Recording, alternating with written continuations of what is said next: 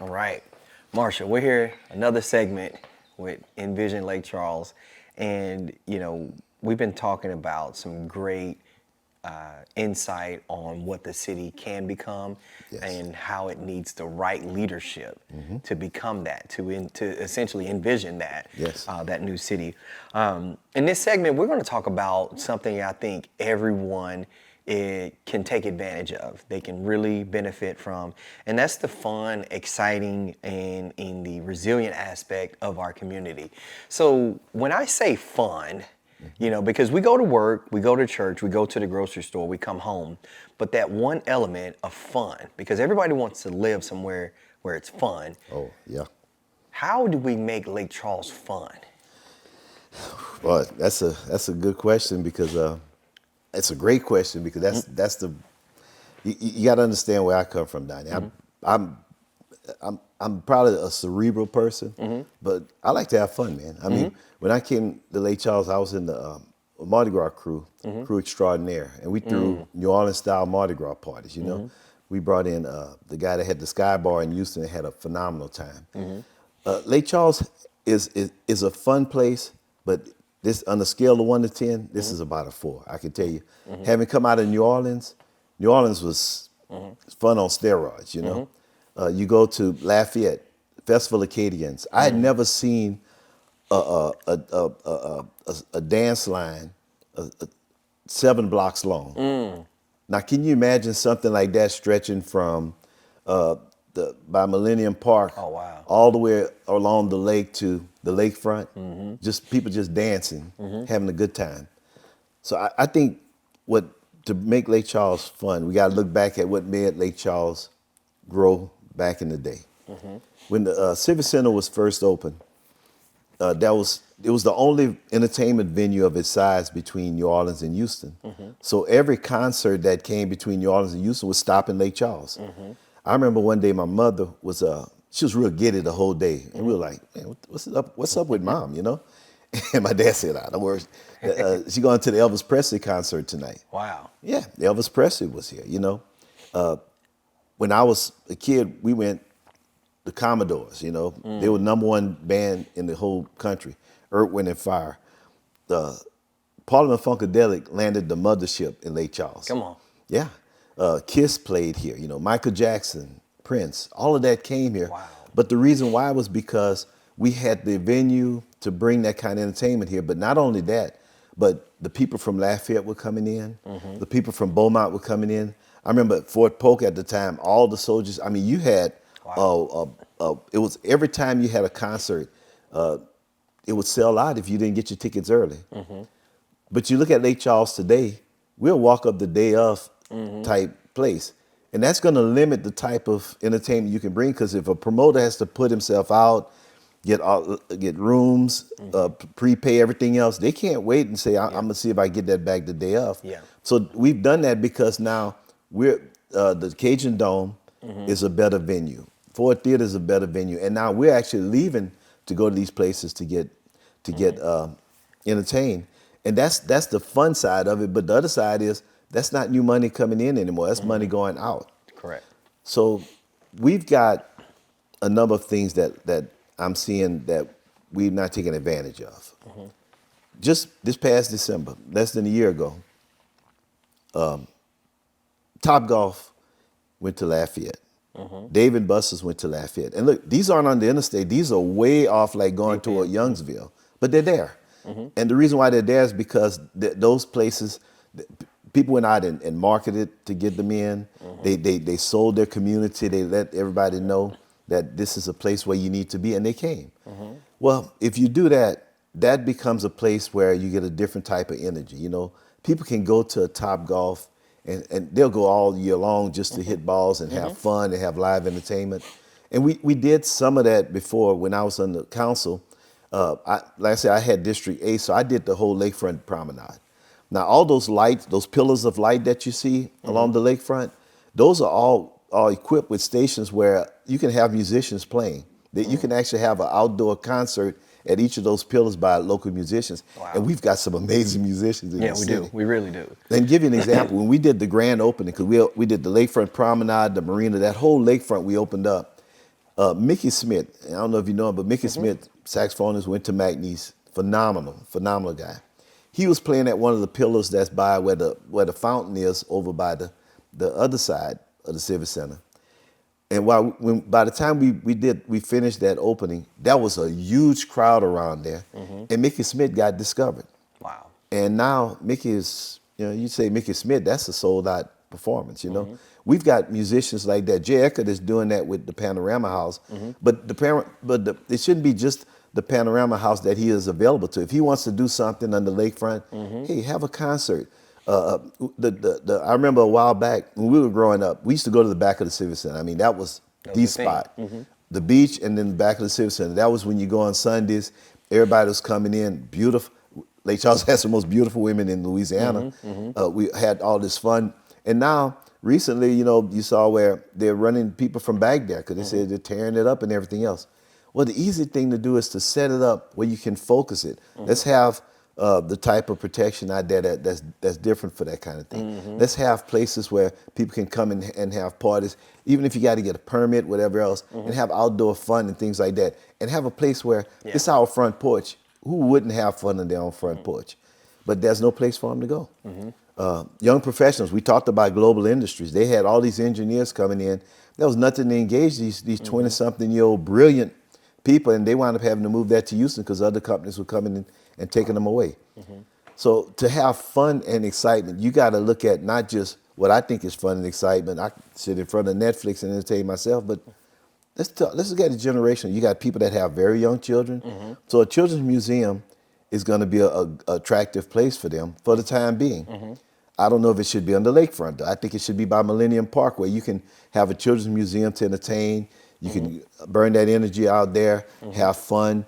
They're going to move the amphitheater. I think the amphitheater was perfectly situated where you can have your children. I don't know what's going to happen to it, but we've got to start thinking in other ways. The Civic Center grounds, all that concrete parking lot. We need to start thinking about garages, but not us building garages, but get people that build garages and rent the property to them and let them generate a fee, put some structure to it where it's not pricing everybody out from coming, and then take those grounds and let that get developed in other ways that's going to actually enhance things. I mean, take a look at the Epic Center in Grand Prairie. There's a website for that.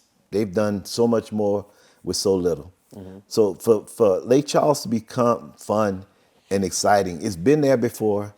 It has the full potential to get there right now, but you have to think in terms of not just your particular stage in your life, but you got to think about everybody, the young people, the teenagers, the young adults, the young professionals, the middle people, even the empty nesters. Empty nesters like to have some fun too. So that's the sweet spot, and we've got everything to work with it. We just need to get it done. I mean, where I'm here, right here on the Calcasieu River, I put Riverside Park right there. There's nothing but traffic, people starting to use that park and everything else, but you go down the river, way in the middle of nowhere, there's loggerheads. Well, why don't we have something like that here? Yeah. Why don't we have a fuel station, some sort of fuel station that boats can actually get their fuel right here and start building that kind of energy? But instead, prime real estate, waterfront property, they're building a whole bunch of elderly rental units. And I'm not taking anything away from the elderly people, but the elderly community has a different way of having fun. We've got the MLK Center right here. They love going there, activities, exercise, bingos, things like that. This area by the water should be reserved for, let's have some fun, Let's celebrate the water that we have. Yeah. Instead of putting scrap metal yards underwater in the neighborhood or plants everywhere, let's do something that brings, that has a different level of attraction to it. Excuse me. And then, I want to say this as well. We have the unique opportunity. We have some great-minded companies that are working in the city that are helping to beautify the city of Lake Charles. You take companies like Simpson and McGowan Studios that are actually portraying the city, that are doing events, shows, and movies and things of that nature in our area, to where we have big Hollywood production companies that are in Lake Charles right now, that are beautifying, helping helping sell our story, Yeah. paint our picture. Yeah. And so definitely credit to that company. But they have other young-minded professionals that are in film and music and entertainment. What would you do as the new mayor to help involve and include those types of professionals to make sure that our city is painted in a different picture to where it shows the level of excitement that we have? I would take the city outside of its conclave that it works in now and look at how do you collaborate with others. The city supports Chenault, but Chenault is, I can tell you, Chenault looks like the port when we first got in there in 2003. All the potential, all the assets, but nothing there. Chenault has, they have the golf course area, Mallet Cove and all that now. They've got this runway. They've got all. We should be partnering with businesses and the private sector to get. We put in infrastructure and build ready to go areas. I mean, Simpson McGowan. Film production requires film studios, sound stages, and everything else. You can't show up and say, we want to do something and say, oh, well, here's an empty field. Can you build it? That's not, when people want to go, they're ready to move like this. And we got to be ready for that. So we should get ahead of that and say, look, Louisiana has $150 million a year worth of film credits. That's why New Orleans is taking advantage of that. Baton Rouge, Shreveport even is taking advantage of that. Correct. Why? And I can tell you from looking around Lake Charles, there's any number of places to shoot a film. You'll be in a different world, a different planet, a different time. Why don't we bring that here? But to do that, we have to help develop the infrastructure to attract it and make it work. I take my hat off to Michael McGowan, because he came back home. A lot of people leave and they do transformational things, and we're in the rearview mirror. But it's just like me coming from New Orleans. I brought a very successful law practice into a place that nobody ever thought it would be. I'm in North Lake Charles on Fitz and Ryder Road, and I have a very successful law practice. Mike McGowan came in and he portrays this city, and you look at places. I saw the one that was done at Panorama Music House. You wouldn't have known you were in Lake Charles at Panorama, but that's what I call the Lake City vibe. When you can take what you see in the natural and show what it truly is through a different lens. So coming home and that kind of talent is offering to help. Look, let's make this happen. Why does it have to be? Go talk to this person. Go talk to that. No. We come here and let's see what you can do. It's my take when I talk about going to Top Golf and all these people. Dave and Bus say, look, what would it take to get you to Lake Charles? Not, oh, come here and let's negotiate this and that. What I want to hear from you. What would it take for you to get here? And either it's doable or it's not doable. Every place in this city is either asset or liability. And I guarantee you, if you look at it hard enough, there's very few liabilities out there. We have tons of assets. When we have natural assets. Natural assets that nobody else has in the world. Exactly. That's right. Other cities are paying to build the assets that we are, naturally blessed with. Look at the wow factor. People know Lake Charles because, you guys have that dangerous bridge. That's what we're known for. But even when you're going across that bridge, as scared as you may be, the wow factor when you see that white sand beach and the skyline, although it's substantially diminished now without the Capital One, and then you look to your left and you see all the water and you realize, wow, this is an interesting place. So when the new I-10 bridge comes in, that is the perfect gateway to introduce us. Yeah. But I also think that there are certain opportunities. The garage that's on the lakefront, on the beach. When I was on the city council, that was given to the city. I'm the one who kept the garage. Everybody thought I was crazy. Oh, that's just a blight. Well, garages, you can stack parking. It looks you can good put a at lot of night as stuff well in. too. The lights on it and everything, man. It looks really good. And I wanted to get together with a local business like AdSource. And Harris used to have a big sign on the side of the garage facing the bridge.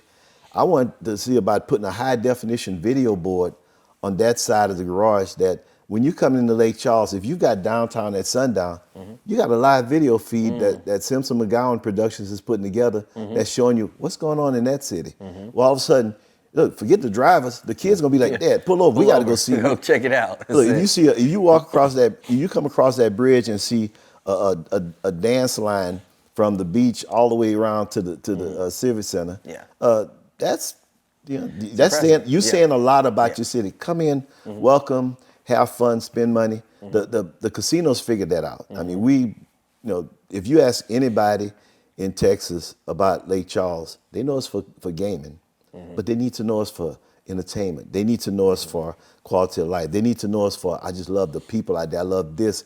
I like the downtown area. I like this and I like that. But that's the sweet spot, and that's the part that we really, really need to drill down on. Yeah, and when you're looking at our community, and we're going to wrap this segment up in a second, but I want to get your take on, and the people that are going to watch this, that are watching it now, explain to them how resilient our community really is. For what we've all been through, we've been through multiple hurricanes, floods, freezes, and you hear about a freeze in Louisiana, you're like, wait, Yeah. what? Yeah. And a pandemic on top of that. Now, that's one of the things that differentiates us from, majority of the whole country, because the entire country was shut down for the pandemic. But we had to face a hurricane, Yeah. another hurricane, a freeze, and a flood. How resilient is the city of Lake Charles? That's this song called "I'm Still Here." There's a verse that says, "Heartbreak. I've been through so much heartbreak, but I'm still here." And that's what this community is. When our community, unlike a lot of others, we don't throw a pity party. We just roll up our sleeves. I mean, when we came back from Hurricane Rita, I saw people that had never been to these neighborhoods before just going, look, you need some help? I got a chainsaw. I'm going to hook up my truck. I saw one guy pull the bump off his truck, pick up the bumper, throw it in the back of his truck, say, I'm going to fix this. I'll be right back. That's a resilient community. I saw after Laura, throughout the devastation, that was an article that was written to the Washington Post. It was an op-ed. I still remember that one because it was more, we're so devastated, nobody's paying attention to us. And I read the comments on it. It generated 1,400 comments. Wow. And the comments were brutal. We're not paying our tax money to help y'all. Y'all, we'll move you, but you shouldn't even be there in the first place. Why should we build you back when you're going to come back, when it's going to happen the same thing? And the same thing happened when we were after Hurricane Rita, because I remember Randy Roach and I went to Washington, D.C. Senator Mary Landrieu set us up a meeting with, ironically, Senator Joe Biden, because he was on the Appropriations Committee, because we had to talk about money. And I remember there was a staffer asked me the same thing, said, you mind if I ask you a question, not as a congressional staffer, but as a taxpayer? Said, why would I pay my tax money to help you guys out when the same thing's going to happen to you again? And I told her, I think I told you this before, I said, Louisiana is one of the few states in this country that actually generates more money for the federal government than it takes in. But along the way, our substrata is sinking, and the hurricanes that used to come at the shelf and they would become Category 1, now they're coming in as 3s, now 4s, and looking at 5s. I said, but everything that's generated from us, we can keep a certain 1/3 or a flat amount, whichever is less. I said, but other states like Wisconsin, they can keep 50% of what they have. I said, treat us like you do Wisconsin. Let us keep 50%, and you'll never have to see us again. But you may not have a job. And like my dad said, he said, when I finished talking with her, she was like a crippled crab going to a gumbo party, because that's the resiliency that we have. I wanted to put us out there and say, yeah, we're going through this, but I also wanted to say, but look, we're still here, and we're going to be here, and nobody's going to move us. But at that point, I realized that maybe we need to start thinking in terms of quit waiting for Big Brother to come pick us up. We dust ourselves off pretty good and pick ourselves up. Now we need to do it economically. We need to do it culturally. We need to do it as a human race, because at the end of the day, when these storms come, they're not picking one part of Lake Charles versus the other. They're not picking one group of people versus the other, one community. They come at us as one Lake Charles. And you know, when God created us, he created one race, the human race. But he gave us so many endowments and gifts to make our way through that the human condition is always a solvable issue. And we just have to become more solution oriented as a collective group. And, you know, it's just like the, you know, multiple threads, you put them together and you form a rope, and a rope can tow any weight. So that's where we are. I think we're a very resilient community. Wow. You know, in wrapping up this segment, I think you were very forthcoming with what we need, what we must do, and what we have to do in order to propel as a city moving forward. So I think you've definitely embodied the perfect depiction of Envision Lake Charles. So this has been another segment. We again thank you, and let's get to work. Well, Danny, look, I'm this. I'm not running a campaign for mayor. This is an assignment, and it's not about what's happening today, because we can manage what's happening today, but we also got to think about the next day, tomorrow. Don't take for granted that we open our eyes and every day. I mean, it's not promised to us. So what we do today is going to define how we become tomorrow, or what we leave to our children and our grandchildren. And we're in a pretty special place. We need to treat it like a pretty special place and get the leadership that's going to make it a special place.